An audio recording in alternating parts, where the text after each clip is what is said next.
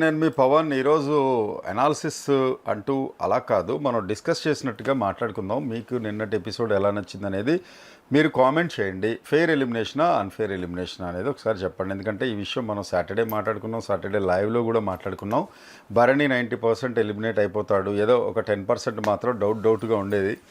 But unfair elimination అనేది కంప్లీట్గా చేస్తాడు. ఎందుకు అన్ఫెయిర్ అంటున్నాను అని అంటే 90% అన్అఫీషియల్ ఓటింగ్ పోల్స్లో బయట చాలా టాప్ ఎవరైతే రివ్యూవర్స్ ఉంటారో చాలా టాప్ సైట్స్ ఉంటాయి, వాటిల్లో అన్అఫీషియల్ ఓటింగ్స్లో లీస్ట్లో ఉన్నది ఖచ్చితంగా సంజన అండ్ డెమాన్ పవన్. ఇది పక్కా స్కెచ్ అని అర్థమైపోతుంది మనకి, నో డౌట్. దీని లోపల ఎవరు చాలామంది నెగిటివ్ చేశారా లేకపోతే బిగ్ బాస్ టీము దేనికి ఇన్ఫ్లుయెన్స్ అవుతుంది అనేది కరెక్ట్గా అర్థం కావట్లేదు. అంటే సంజన వెళ్ళిపోతే ప్రాబ్లం ఏంటి, మీకు ఏమన్నా రేటింగ్ పడిపోతుందనా, లేకపోతే అసలు లీస్ట్లో ఉంది కదా, లీస్ట్లో ఉన్నప్పుడు తీసేయడానికి ఏంటి? ఆల్రెడీ ఒకసారి స్టేజ్ మీదకి వెళ్ళిపోయి టాటా చెప్తుంటే ఒకళ్ళు జుట్టు ఇచ్చి, ఒకళ్ళు కాఫీ ఇచ్చి, ఒకళ్ళు ఒక నాగబాబు గారికి సంబంధించిన ఒక గిఫ్ట్ ఆర్టికల్ లాంటిది ఒకటి ఇచ్చి బయటికి లోపలికి తెచ్చారు. తెచ్చిన తర్వాత కూడా తను గేమ్స్ టాస్కుల లోపల వీకే. మైండ్ గేమ్ ఏమన్నా ఆడింది అని అంటే మైండ్ గేమ్ ఏం లేదు, మ్యానిపులేషన్ చేయటం, లేకపోతే నీ పాయింట్స్ నాకు ఇచ్చేసే అనటం, యాడ్ అవటం, నాకు అన్యాయం జరుగుతుందని గోల్ చేయటం తప్ప సంజన ఆడింది ఏంటి అనేది ఇప్పటికీ మరి టాప్ 5 డిజర్వ్ అయితే కాదని నేను అనుకుంటున్నా. మీ కామెంట్ కూడా వెరీ ఇంపార్టెంట్. ఇక నిన్న చూసారా, పదే నాగార్జున తనూజాని విలన్ మజాక్ మే సబ్ కుచ్ బోల్ దియా అన్నట్టు చెప్పాల్సిన పాయింట్స్ అన్నీ జోక్గా అన్నీ చెప్పేశాడు అనమాట. నాగార్జున ఏంటంటే ఆడియన్స్ని ఏమన్నా ఇంపాక్ట్ చేస్తున్నాడా, విలన్ తనూజా అని. ఎందుకు అటు భరణికి చూడండి, ఇమాన్యువల్ని నేను రక్షిస్తాను, ఇమాన్యువల్ నాకు చాలా సపోర్టింగ్గా ఉన్నాడు అని చెప్పటం, టాప్ 5లో ఉన్నావు కాబట్టి నిన్నే తీసేస్తానా అని చెప్పటం, ఈ 2 పాయింట్స్ వల్ల కరెక్ట్గా టీంకి దొరికిందా పాయింట్.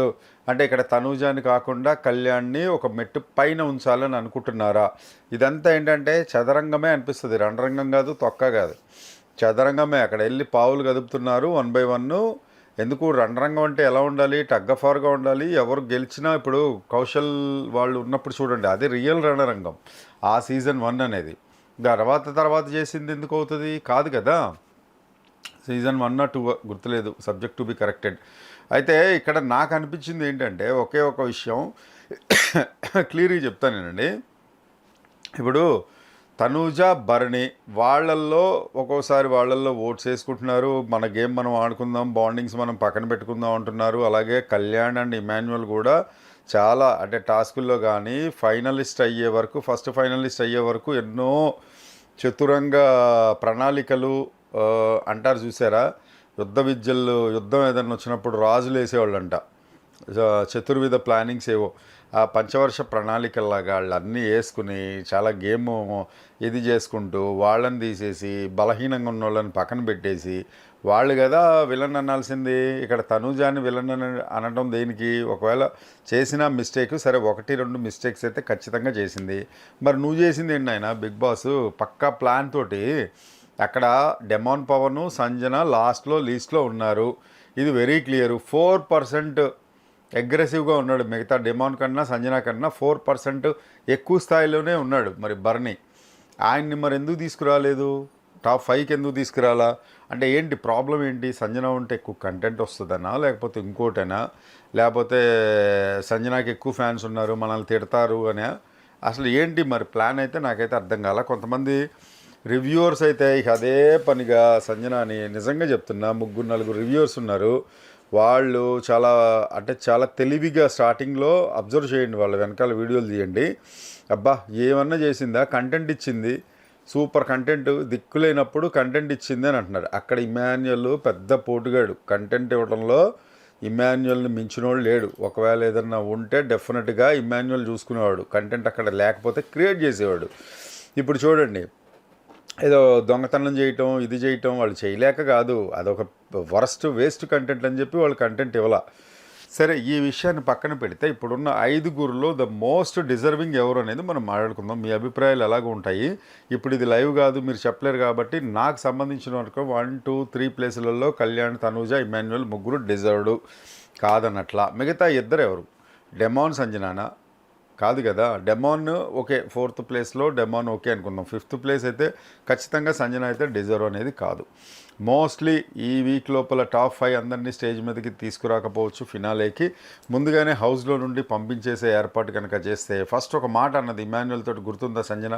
సూట్ కేస్ పట్టుకుని నేను వెళ్ళిపోతాను. అదే మజాక్ కావచ్చు, ఇంకోటి కావచ్చు, ఆవిడ మైండ్లో ఉన్నది అయితే అదే. నిన్న ఎవరికి ఇప్పుడు పాయింట్స్ అందరూ ఇక్కడ ఉన్నారు కదా, మీకు వచ్చి నిజంగానే మీకు ఓట్స్ బాగా వచ్చి మీరు బయటికి వెళ్ళిపోయి మీరు కప్పు కొట్టేసి మీరు ఈ విన్నర్ ప్రైజ్ మనీ అంతా తీసుకెళ్తే మీరు ఏం చేస్తారు అని అడిగితే 90% అందరూ అనాథలకి అభాగ్యులకి సాయం చేస్తాం అది ఇది అన్నారు. కానీ నాకైతే అదంతా పెద్ద ఇది అనిపించింది. ఎందుకు కొంతమంది సాయం చేసేవాళ్ళు ఉన్నారు, కాదనట్లేదు. కానీ లాస్ట్ టైము మనం పల్లవి ప్రశాంత్ చూసుకున్నాము. పల్లవి ప్రశాంత్ రైతులకి ఇచ్చేస్తాను, నేను రైతులని బోల్డ్ మందిని ఆదుకుంటాను అది ఇది అని అన్నాడు. అదేమి తర్వాత ఆదుకున్నట్టు లేకపోతే అది ఇంకేం నాకైతే ఏం కనిపించలేదు. అంటే మీకేమన్నా తెలిసిందేమో, యూట్యూబుల్లో ఏమన్నా చెక్కులు ఏమన్నా రైతులకి అందరికి అందజేసాడేమో, ఉన్న ప్రైజ్ మనీ అంతా వాళ్ళకి ఇచ్చేస్తానన్నాడు. మరి అది ఎంతవరకు అయింది కరెక్ట్? ఈ అనాథలను ఆదుకుంటాం, వృద్ధాశ్రమాల్లో ఇది చేస్తాం అనేది ఇవన్నీ పులిహార కబుర్లే. అది బయటికి వెళ్ళిన తర్వాత ఎవరికేం గుర్తుండవు అనేది నా ఉద్దేశం. ఏదో బర్త్డేలప్పుడు లేకపోతే ఏదన్నా ఫంక్షన్స్ అప్పుడు మిగిలిపోయిన ఫుడ్ వాళ్ళకి ఇవ్వటమో, లేకపోతే బర్త్డేలప్పుడు పిల్లల్ని తీసుకెళ్ళి వాళ్ళకి కేక్ కట్ చేయించి వాళ్ళకి ఏవో గిఫ్ట్లు ఇవ్వటమో, దాంతో ఎక్కువ అబ్బా సూపర్ మేము బాగా చేసాం అనే ఫీలింగ్లో ఉంటారు 90% మెంబర్స్. అసలు ఒరిజినల్గా చేసేవాళ్ళు, ఒక ఒరిజినల్ ఇది చేసేవాళ్ళు, వాళ్ళు ఎవ్వరు చెప్పరు. బయటికి చెప్పి మేము ఇలా చేస్తున్నాం, మేము వాళ్ళని ఆదుకున్నాం, వాళ్ళని ఆదుకున్నాం, వీళ్ళని ఆదుకున్నాం అని చెప్పకుండానే వాళ్ళు కుడి చేతితో చేసేది ఎడం చేతికి తెలియకుండా దానం చేస్తారనేది నా ఉద్దేశం. ఓకే, మేబీ ఒకవేళ మీరన్నట్టు ఎందుకండి నెగిటివ్గా మనం ఆలోచించడం అని అనుకుంటే, ఓకే చేస్తే మాత్రం రియల్లీ హ్యాట్స్ ఆఫ్. అందులో చేసేవాళ్ళు నాకు పేర్లు అనవసరం, కానీ 5, 6 అదే చెప్పారు.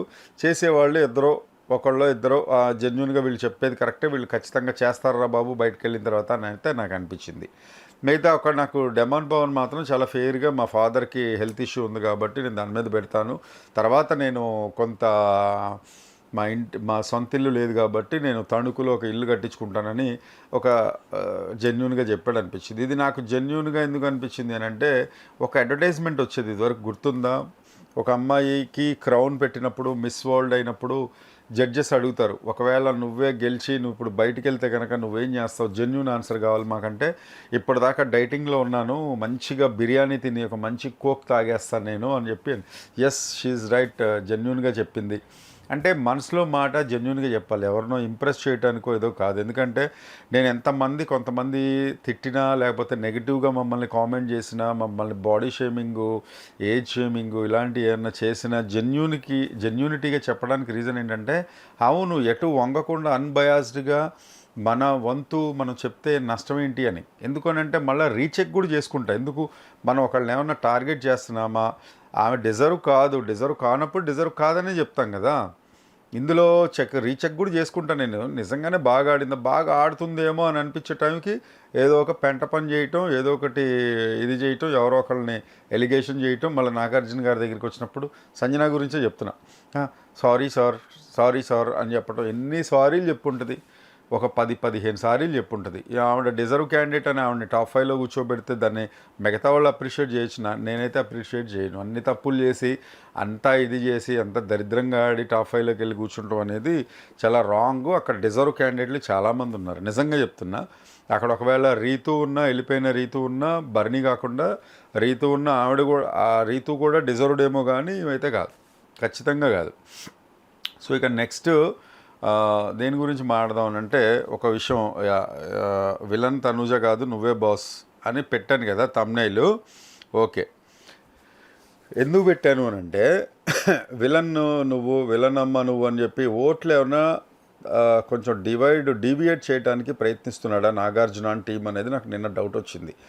ఏంటంటే ఇందాక చెప్పాను కదా, సింగిల్ లైన్ మజాక్లో అన్నీ చెప్పేసి, ఇప్పుడు చూడండి ఇద్దరు ఫ్రెండ్సో లేకపోతే చుట్టాల్లోనో ఇద్దరు రిలేటివ్స్లోనో వాళ్ళల్లో కొట్టుకున్నప్పుడు అన్నీ జోక్గా అన్నావు సీరియస్గా తీసుకుంటావు ఏంటని అన్నట్టు, ఏదైనా నువ్వు అలా చేస్తావులేరా, ఎప్పుడు ఇంతే నువ్వు, కొంచెం నువ్వు సెల్ఫిష్గానే ఇది చేస్తావు, మమ్మల్ని నువ్వేం పట్టించుకోలేదు ఆ టైంలో, నువ్వు కొంచెం అలాగా ఇది చేస్తావులే, నువ్వు ఏమన్నా అనుకో, కానీ నువ్వు ఇలా చేస్తావులే అని అనటం. అవతలోడు సీరియస్ అయితే కనుక, అరే నేనేమన్నాను ఇప్పుడు ఊరికే అన్నా సరదాగా అన్నా ఇది రిలేటివ్స్లో చాలామందిలో మనం చూస్తూ ఉంటాం ఆ సందర్భానుసారంగా మాటలు మార్చేయటం అనేది కానీ ఇక్కడ ఎందుకు చెప్తున్నానంటే ఇది నాగార్జున పదే పదే పదే పదే ఆడియన్స్లో చెప్పడం వల్ల తనూజాలో లేనివి ఉన్నవి అన్నీ కలిపి ఆ అమ్మాయిలో నెగిటివ్స్ చాలా ఉన్నాయి.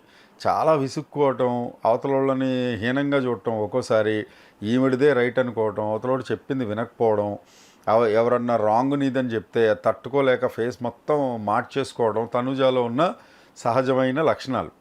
ఇది అందరికీ తెలుసు. ఉన్న నెగిటివ్ పాయింట్స్ అయితే ఇవే. అంతేగాని ఒక్కోసారి కన్నింగ్ గేమ్ 3-4 సార్లు కన్నింగ్ గేమ్ కూడా ఆడేసింది గెలవాలని. అయితే ఇక్కడ తనకన్నా హీనంగా ఆడినోళ్ళు కూడా ఉన్నారు. నేను చెప్పే పాయింట్ అది. ఇప్పుడు టాప్ ప్లేస్లోకి వచ్చింది, ఓటింగ్ వచ్చింది అని అంటే ఊరికనే రారు కదా. అలాంటప్పుడు తనని పోర్ట్రే చేయటం నేను గత 2-3 వారాల కింద కూడా చెప్పినట్టున్నా. కళ్యాణ్ని కొంచెం లేపుతున్నారు, తనుజాని కొంచెం డౌన్ చేస్తున్నారు, ఎందుకనేది మాత్రం అర్థం కావట్లేదు అని. ఎందుకనంటే ఓటింగ్స్ కోసం అయ్యుండొచ్చు. ఇంతవరకు మనకి అఫీషియల్ ఓటింగ్స్లో ఎవరెంత అనేది క్లియర్ కట్గా అయితే చూపిలా. అయితే మనకు తెలిసిన ఒక రహస్యమైన సమాచారం, సీక్రెట్ మెసేజ్, దీని ప్రకారం ఏంటంటే ఇన్ఫర్మేషన్ ప్రకారం ఎక్కువగా కాల్స్లో మాత్రం డెమాన్ పవన్కి, కళ్యాణ్కి మిస్డ్ కాల్స్లో ఓటింగ్స్ మాత్రం బాగా పడుతున్నాయి. మిగతా వాళ్ళకి మాత్రం ఓటింగ్స్ లెక్కలో చాలా మిగతా వాళ్ళకి కొంచెం తక్కువ పడుతున్నాయి అని చెప్పి తెలుస్తుంది. సో ఇక్కడ మరి పదే పదే డౌన్ చేయటం, ఇంపాక్ట్ క్రియేట్ చేయటం, కళ్యాణ్కి ఎక్కువ ఓటింగ్స్లో పెట్టేలాగా నాగార్జున టీం చేయటం అన్న అలా చేస్తున్నారా అని అనిపించింది నాకు. ఇక్కడ నెంబర్ 1 ప్లేస్ గోల్మాల్ ఇదే. అది కూడా నెంబర్ 1 ప్లేసు కళ్యాణ్కే కట్టబెట్టాలి అన్న ఉద్దేశంతో క్లియర్ కట్గా గోల్మాల్ ఏమన్నా చేస్తున్నారా, డౌన్ చేస్తున్నారా, గేమ్స్ తనకి ఫేవర్గా ఇచ్చి ఇలా చేస్తున్నారా? ఇగో ఈరోజు ప్రోమో, ఇప్పుడు వచ్చిన ప్రోమో కూడా చూసి ఫస్ట్ ప్రోమో చేస్తున్నా నేను. దానిలో కూడా ఒకటి ఇట్లా బాక్స్ ఒకటి లిఫ్ట్ చేసుకోవాల్సి ఉంటుంది. ఎవరైతే విన్ అవుతారో దానిలో ఒక మెసేజ్ ఇంటి నుండి వస్తుంది, లేకపోతే ఒక ఫోన్ కాల్, ఒక మెసేజ్ ఏదో ఒకటి వస్తుంది. సో ఇందులో కళ్యాణ్ అనే అతను పార్టిసిపేట్ అయితే చేస్తున్నాడు. ఇది మనందరికీ తెలిసిన విషయమే.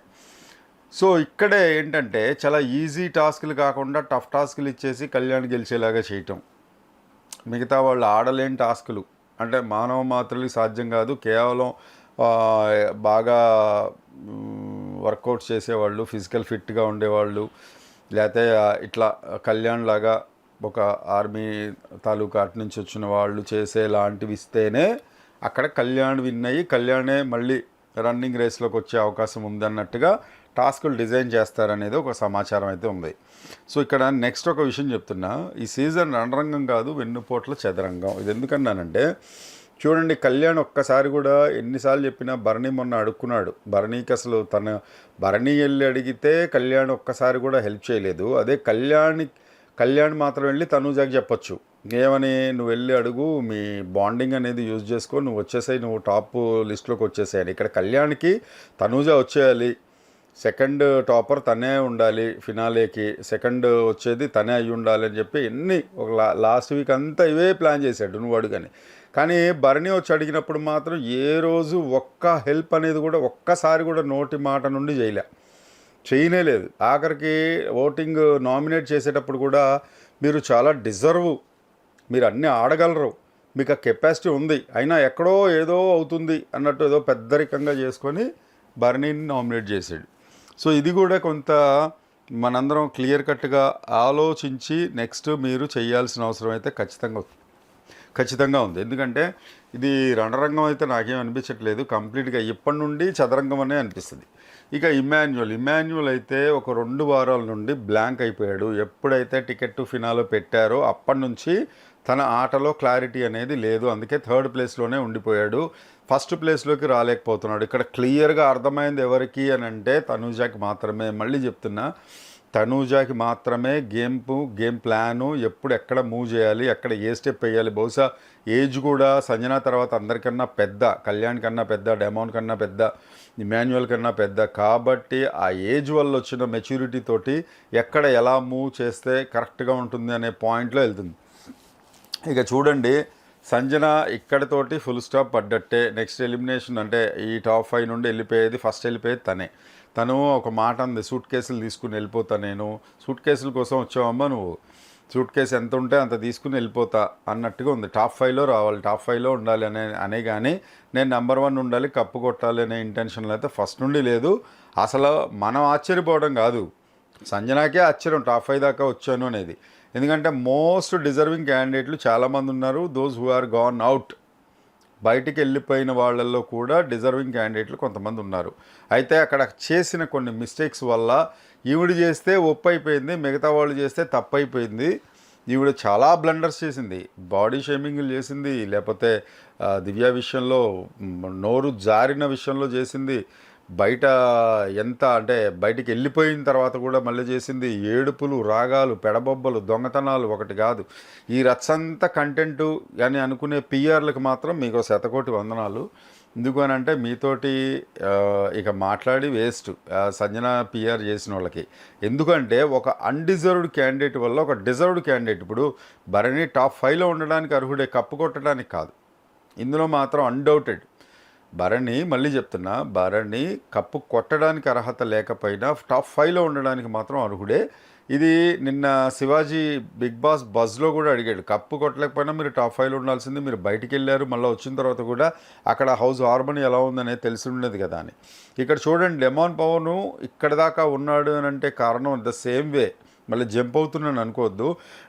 అది అయిపోయింది, ఆ టాపిక్ అయిపోయింది. ఇంకా డెమాన్ పవన్ ఎందుకున్నాడు అని అంటే రీతు లేకపోవడం వల్లే టాప్ 5లో ఉన్నాడని చెప్తా. లేదు అని అంటే అదే కంటెంట్ క్రియేట్ అయ్యేది. ఇప్పటిదాకా రీతు ఉండి ఈ వారం రీతు ఎలిమినేట్ అయ్యి ఉంటే నిన్నటి వరకు అంటే శనివారం వరకు వాళ్ళు హగ్ చేసుకోవటం, వాళ్ళు పక్కనే కూర్చోవటం, లేకపోతే వాళ్ళు తినిపించుకోవటం, ఈ కంటెంటే ఉండేది తప్ప పవన్ లోపల ఒక జోవియల్ యాంగిల్ ఉంది, ఒక సెన్స్ ఆఫ్ హ్యూమర్ ఉంది, సరదాగా మాట్లాడతాడు అని ఒక సెకండ్ యాంగిల్ ఏదైతే కనిపించిందో మనకి వారం 10 రోజుల నుండి, ఇదైతే నిజంగా చెప్తున్నాను నేను, వారం 10 రోజులు 8 రోజులు అనుకుంటా, 8 రోజులు 9 రోజుల నుండి చాలా ఫేస్లో రిలాక్సేషన్ వచ్చింది.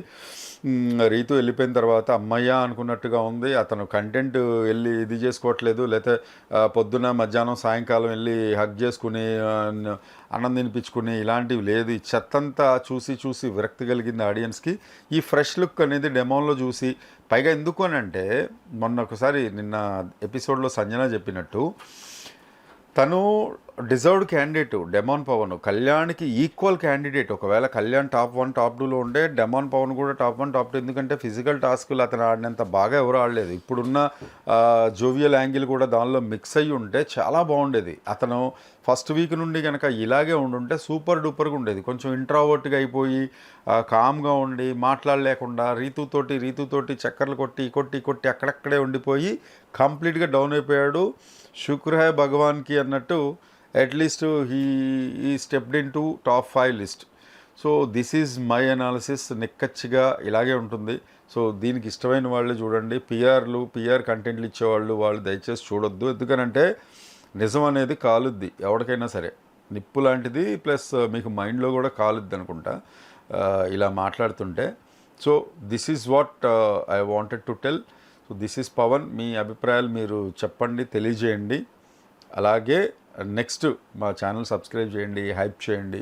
అలాగే వీలైతే మీకు ఈ వీడియో నచ్చితే మాత్రం షేర్ కూడా చేయండి. మనం రేపటి నుంచి ఇప్పుడు ఈ టాస్క్ల గురించి, ప్లస్ రేపటి నుంచి ఎవరు టాప్ 3లో నిలబడతారు, స్టేజ్ మీదకి ఇద్దరు ఎవరు వెళ్తారు, నాగార్జున ఎవరు చెయ్యి పైకెత్తుతాడు అనేది ఎవ్రీ డే మనం చాలా నిజానికి రియాలిటీకి చాలా దగ్గరగా మనం మాట్లాడుకుందాం. So this is Pavan signing off. జై హింద్.